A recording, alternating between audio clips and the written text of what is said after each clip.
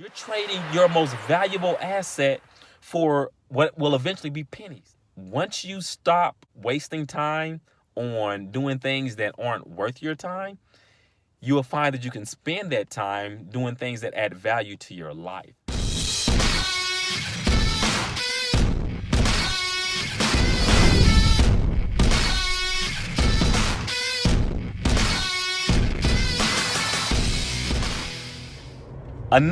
Actually better yet, the same great day in the life of Steve Richardson. As I mentioned in my last video, I wanted to go ahead and just stop that video so that I wouldn't seem like I'm digressing for another 5-10 minutes or whatever this will end up being. But I wanted to talk about time versus money.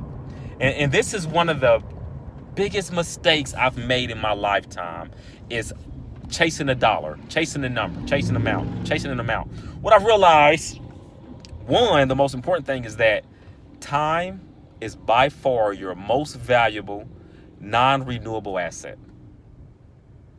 Time is your most valuable non-renewable asset.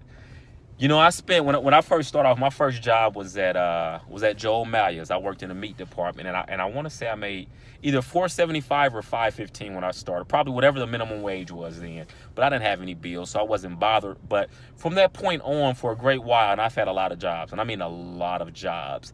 But from that point on, I got to a point where I was just switching job to job based on what they were willing to offer me. If you were willing to offer me 50 cents more, I was ready to switch. Didn't care what type of work it was. Really didn't care how far it was. I was just taking on, job after job. And I also remember when I was younger and when I had my first job over at O'Malley's, my late grandfather, I came in the house, he's like, I heard you got a job now. I'm like, yeah, I was excited because my first job, my paychecks were fat. I mean, like my paychecks were probably like after taxes, probably like $119. That was like pretty much that was enough for a pair of shoes back then. So, but anyways, he came, he was like, I heard you got a job. I'm smiling, I'm happy. Yeah, I do. He's like, who do you work for? And I'm like, I work for Joe Mallia's. He's like, wrong answer. I'm like, clearly he must just be old and senile, I don't know. But he asked me again, like, who do you work for? I'm like, I work for Mallia's, the grocery store. Oh, I'm in the meat department. He's like, wrong answer again. I'm gonna tell you something, you never forget this. He was like, at times in your life, you may be employed by someone else, but you absolutely never work for anyone besides yourself and your family.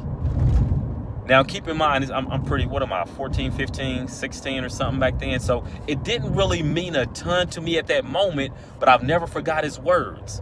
You don't work for anybody else. You work for yourself and your family. You may be employed by people at times, but don't allow that to dictate how you're living your life and where your heart is and where your passion is. And don't confuse yourself or don't let them confuse you into believing that you work for them. Right? Jobs are temporary stepping stones, right? Jobs exist for the purpose of you getting to somewhere where you want to be in your life, somewhere where you want to get your family, a place where you want to take your family. So going back to the initial or the original topic, time versus money. What I've realized after many years of working is that money's going to be there. There's always going to be a way you can make money. Money's always going to be made. Our economy is thriving. Even during a recession, there was still money that could be made, especially if you have a trade, which is another one of the things that he told me is, you develop a trade, you'll never grow broke, or you'll never go broke, and again, I didn't realize it at the time, but I realized, if you're a plumber, an electrician, a landscaper, those are things that are always going to be sought after, or those are positions where someone's always going to need someone who's a professional in that field to help them throughout just various things. Anyways, when it comes to time and when it comes to money, one of the most significant things that stands out to me is the fact that money, the value of a dollar, decreases over time, right? So let's take the year 1950. I don't know, I wasn't born in 1950, but we'll use the year 1950. Well, in 1950, let's say you maybe had an income of $30,000. Well, in 1950, $30,000 was probably at least a moderately comfortable, if not, I guess, really nice, comfortable lifestyle. Again, I wasn't alive then, but just making assumptions here. Well, you fast forward to 2019 or look forward to 2020, $30,000, if you generate $30,000 a year, things are probably pretty tight. All right? So money, that value of a dollar, it goes down over time. Now, let's take the value of time, which oddly enough, if you're using it on things that are worth your while, it always appreciates. And here's what I mean. Let's say if instead of working 70 hours a week, trying to earn money, let's say if I instead say, you know what, I want to cut down how many hours I'm allocating towards the job, and instead I want to go spend some time. I want to take the kids out, take your child out somewhere, to the park, to a baseball, doesn't matter. But let's say you spend quality time and you create a memory. Well, see, that memory, let's say you go out to the park, or let's say you're out front, you throw a baseball, your child hits the baseball, goes through a window. Some people are probably laughing because that's really happened. My little brother hit his mother in the eye with a baseball when he was younger. So my thing is, if you look at those events and those experiences, all they do is appreciate over time, right? That story for years and years and years, 20, 30, 40, 50, 60 years later, 60 years later from when it happened, that story still has great value, if not more value than it did when it happened. And see, that story can be passed on from generation to generation. So time, quality time, it is so significant. And don't ever confuse your time and think that there's a dollar amount that's truly worth you sacrificing all of your time. Then I get it. We all have to pay bills, right? So why not make decisions that allow you to put yourself in a position where you can spend more time enjoying life instead of working, sun up to sundown every day of the week? And it's not as difficult as a lot of people think. Starting a business, it's not difficult. I've started many businesses. I've had many businesses fail. It happens to the best of us. But what happens is you learn to keep trying and keep working until you find out what works for you. So when you're looking at your time and the amount, let's say if you're working 40 hours is an average work week.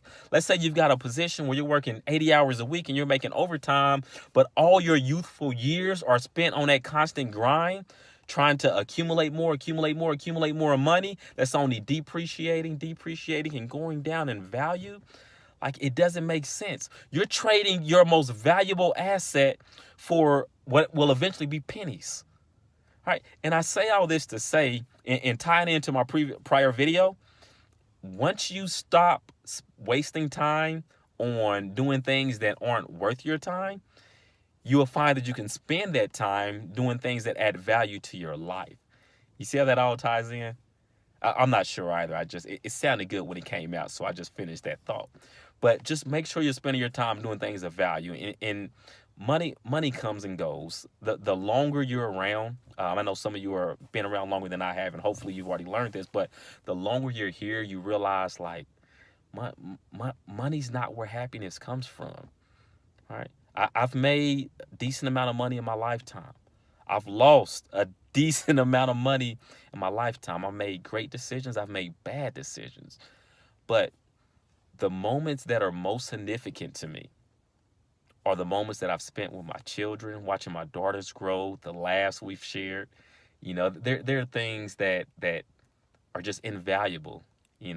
I'll never forget the time. Just a quick short example. I'm sure y'all don't want to hear the 1,001 stories on this channel about my family, but remember a time we went to Kroger, to the grocery store, and my youngest daughter, I was like, hey honey, can you go grab a bunch of bananas? And we're walking through the store, shopping for other things. All of a sudden, she comes around a corner, arms loaded with bananas. I'm like, honey, what are you doing? She's like, well, daddy, you told me to get a bunch of bananas, so I didn't know how many to get, so I just got a bunch. And I had to explain to her, like, one, thank you for listening, because you clearly did listen to me, but I had to explain to her that a bunch of bananas was just each individual, bunch or whatever. So that's something that, again, to you, that may not mean much, but to me, that was one of those moments that every time I think about it, it puts a smile on my face. But you know what? There's not a single dollar that I've ever earned that I can think of. I don't think so. That I can think about and it puts a smile on my face. Because money does not and will not bring you happiness.